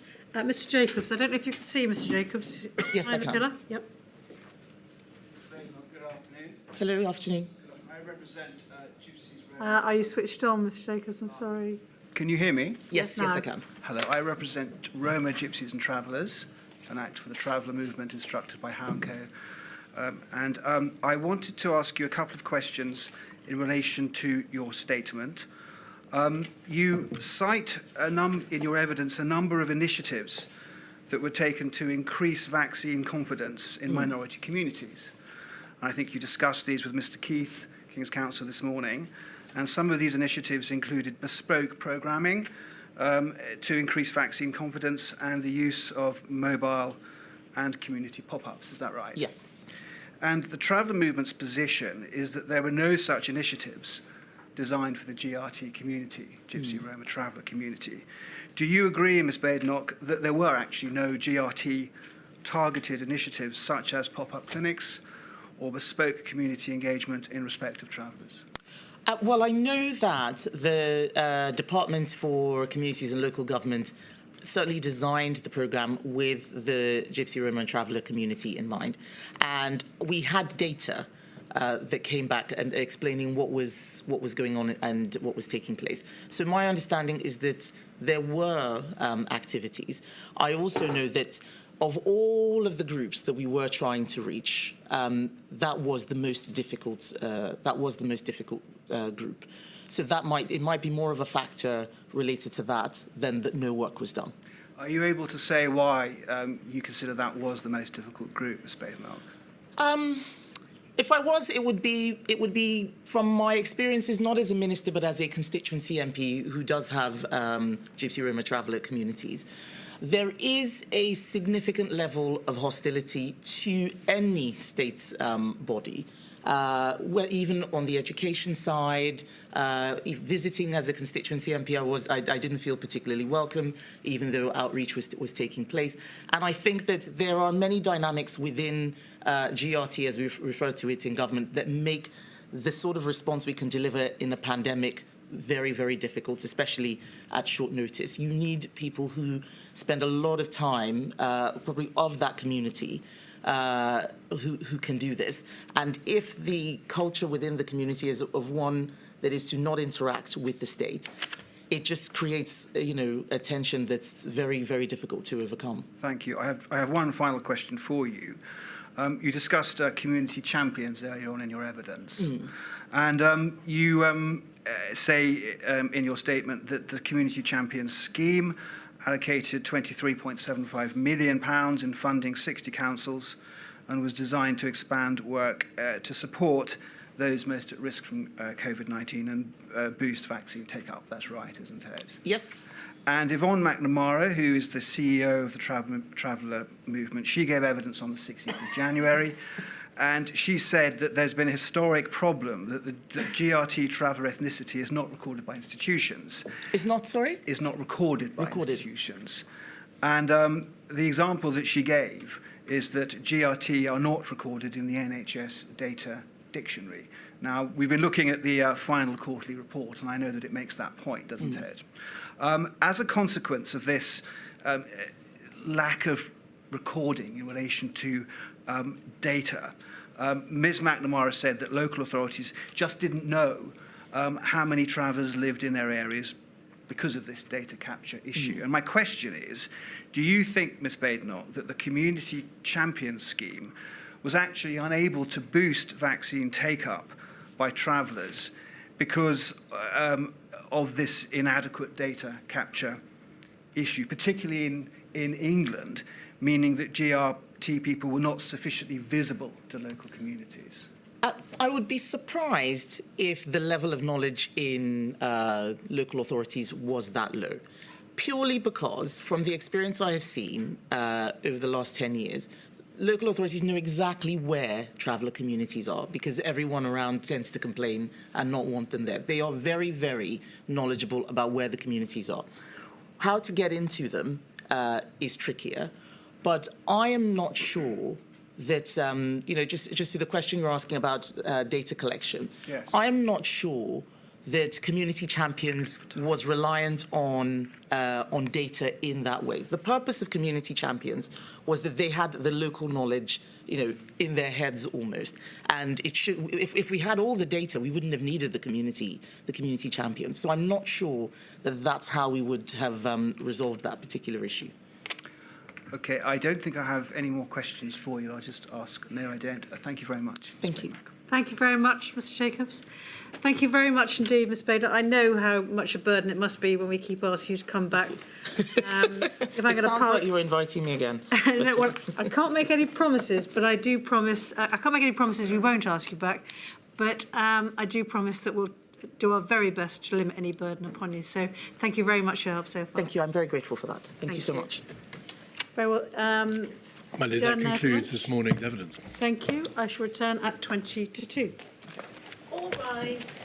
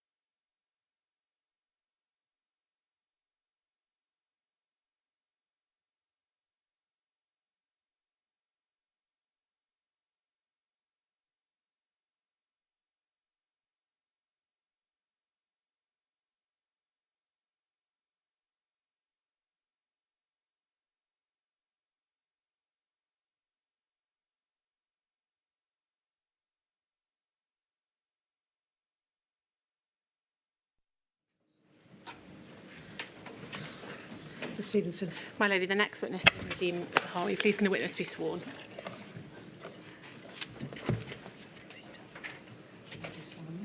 I do solemnly, sincerely and truly declare and affirm that the evidence I shall give shall be the truth, the whole truth, and nothing but the truth. Thank you. I hope we haven't kept you waiting and you were warned you wouldn't be on until this afternoon. Not at all. We've got 20 minutes earlier. I thought I was going to come in at 2. Mrs Zahawi, thank you for attending to assist the inquiry. Just some preliminary matters. You have assisted the inquiry with a witness statement dated the 22nd of August 2024, INQ number 000474307. It runs to 77 pages, 175 exhibits, signed by you. Can you confirm that you have read it recently and that its contents are true? I have. I've read it and it's true. Thank you. Just touching briefly on your professional background, you became an MP, is it right, in 2010, having qualified as a chemical engineer and having had a career in business. You held positions as Parliamentary Under-Secretary of State at the Department for Education and the Department for Business, Energy and Industrial Strategy, or BEIS. And of most relevance to your evidence today, between the 28th of November 2020 to the 15th of September 2021, you were Minister for COVID-19 vaccine deployment. Of course, you later went on to hold roles as the Secretary of State for Education and the Chancellor. You were Minister for COVID-19 vaccine deployment alongside the role of Parliamentary Under-Secretary of State at BEIS. But was it the case that in that period, the November 2020 to September 2021 period, most of your BEIS responsibilities were handed over and your focus was the vaccine deployment programme? That's right. Plainly, the UK COVID-19 vaccination programme was unprecedented in the scale and the speed of its coverage. But you are giving evidence today to help the inquiry understand the process by which that vaccine deployment was managed and to assist with a small number of issues, focusing on how lessons might be learned from those things that were done well and what might be improved upon as we look forwards. So I just want to first ask you, before we move on to those discrete issues, about the role as Minister for COVID-19 vaccine deployment. It was a role created with your appointment, was it not? That's correct. And was it a role held jointly between BEIS and DHSC? Yes, that's correct. At the time of your appointment on the 28th of November, the focus had, of course, shifted to how vaccines would be deployed. Their authorisation was imminent. What was your role in terms of deployment, of acting as an interface between the various bodies involved and in respect of oversight, please? Yeah, indeed. And thank you very much. And can I just begin by thanking everyone who's involved in the inquiry, of course, many unsung heroes, civil servants, my own team as well. And I hope we'll get to the teams that made the vaccine deployment a success. The success that I believe it was, and the lessons we'll take away from it, I hope, through the inquiry. So my role, this bit was probably a little bit of luck rather than design, but because I was in BEIS and a friend of the first VTF lead, Kate Bingham, I was able to see firsthand, because she was bouncing stuff off me informally most evenings in terms of the work that the VTF had begun doing in identifying the teams that we would then contract with to deliver the vaccine, so the supply side of the vaccine. So I had already familiarity with that. But this new role that the Prime Minister actually rang to say, I want you to do this job. You'll work with Matt Hancock, but of course you will lead the vaccine deployment side, was very much around once we receive a vaccine, if we receive a vaccine, because we didn't really know quite what the timeline will be as yet when I was first appointed, we're getting close, but not quite there yet, is to make sure that we kick the tires on how we're going to build an infrastructure to put jabs in arms. And so within minutes, hours of being announced, I was on my way to meet Emily Lawson at the NHS to really go through what she'd been working on and designing with her team, with what was then Brigadier Phil Prosser, who was embedded into NHS HQ, and a number of other stakeholders, which we can obviously talk about today. And it became obvious to me that an enormous amount of work had taken place to get ready for the first deliveries of vaccine, and a deployment strategy was pretty much in place. And I really saw my role as being the sort of the connection between the NHS, but then of course the centre, which is number 10, and the Cabinet Office, and the Department of Health, and the department where the VTF initially sat, which is Bays, my old department. And that was pretty much my sort of day job, is to make sure that if there is anything that we needed to iron out, then we could do it quickly, because there was one point of contact.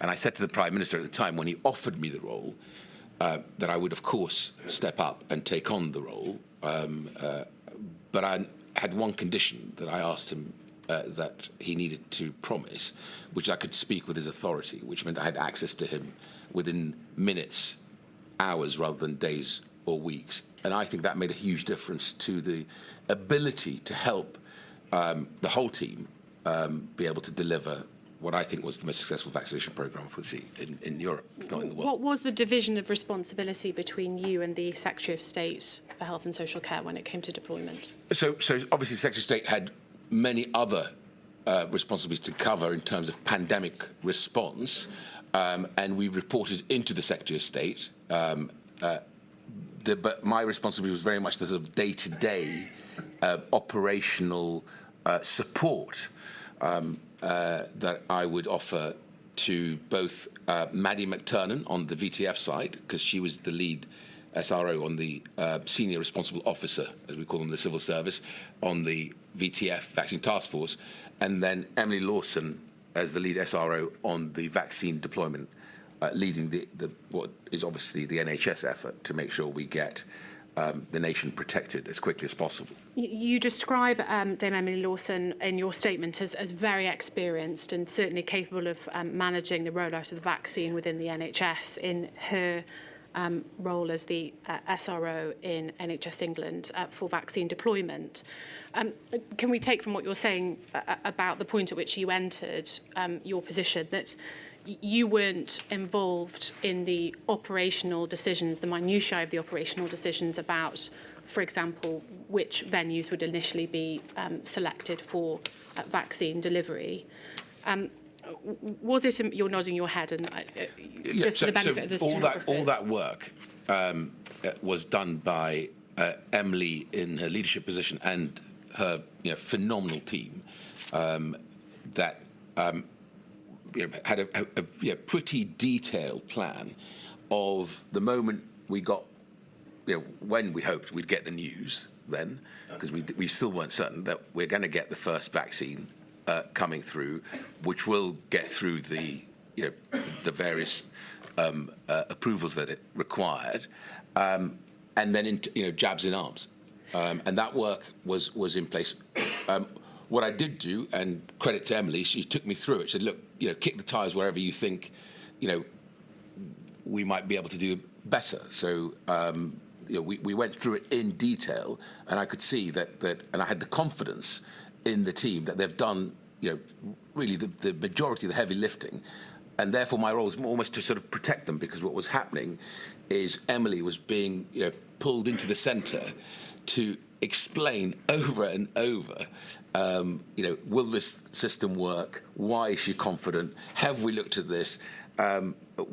Both to the Cabinet Office and to Number 10. And when I sort of went through with her, the number of meetings she was having to attend, literally just to reassure people rather than to be focused on the operational delivery, because there are lots of moving parts in something as complex as setting up, from a standing start, a vaccine infrastructure that she had put together. So was it then perhaps a strength of the system that might be retained for the future that you, as Minister for Vaccine Deployment and indeed the Secretary of State, did not manage day to day what Dame Emily Lawson was doing? She had a good degree of operational independence and was also protected from that interface, as you've explained it, with other departments and with central government. Very much so. And actually, it's the other way around, i.e., the danger was too many people who were just simply sort of, dare I say, fretting, who needed just to leave us alone, let the team concentrate on what, because there's lots of people, in any plan, there are moving parts all the time, because there are sort of delivery points, right, that are dependent on other action points that needed to take place. And I very much felt that the best use of the time of the professionals is to get them to focus on that rather than being dragged in to do another presentation as to why they've maximised every possible avenue to get jabs in arms to protect the nation. Moving on then, just to deal with, in summary, the coordination with the devolved administrations from your perspective. The vaccine delivery plan, which we'll come to in a moment, describes all 4 nations as taking a joint approach to securing vaccines. Of course, deployment was a devolved issue. But in the event, all nations followed the JCVI prioritisation advice with little deviation. And was it your understanding that whilst delivery models might have differed slightly, all nations' plans similarly involved a mixture of delivery models, by which I mean care homes, large sites, and primary care-based delivery, and that all 4 CMOs took a joint approach to advice? Very much so, absolutely. Did you also meet with ministers of the devolved governments as necessary? Yeah, absolutely. You talk in your statement about an effort to align data cycles and announcements between the 4 nations, so to release figures at the same time. How easy was that to achieve, please? I have to say, in many ways, when I reflect on what we had to deliver against, what I witnessed was the breadth of what Britain has to offer, i.e. people set aside their political differences, especially when it came to vaccine deployment, which is obviously my narrow remit of the pandemic response, and worked really constructively together. We always knew, and this was the challenge, and it'll come through, obviously, your inquiry, is we had limited supply, i.e. the predominant factor was this isn't going to be an unlimited supply of vaccine. And therefore, how do you make sure that you have fair equity and protection according to expert advice from the JCVI in terms of how we protect as many people as quickly as possible? That was really important. And if there were sort of tensions, it was always around making sure that people understood that we are limited, constrained, dare I say, by what the Vaccine Task Force has been promised by the manufacturers. And of course, as you can imagine, whether it's the protein vaccine from AstraZeneca or the mRNA vaccine from Pfizer and Moderna, these are very fragile, complex manufacturing challenges, and that was always the constraint. Of the discussions between the 4 nations and decisions about how you would go forward, is that the context in which you're mentioning those constraints? Yeah, absolutely. I want to ask now then about the vaccine delivery plan, which was published on the 11th of January 2021, and you produced a ministerial forward jointly with the Secretary of State. The purpose of that plan was stated to be explaining to the public how the supply of vaccines would be deployed. Prioritisation was one matter covered in the plan, which was effectively already agreed upon for phase 1 when the delivery plan was formulated. Was it your view that the simplicity of a mainly age and clinical risk-based prioritisation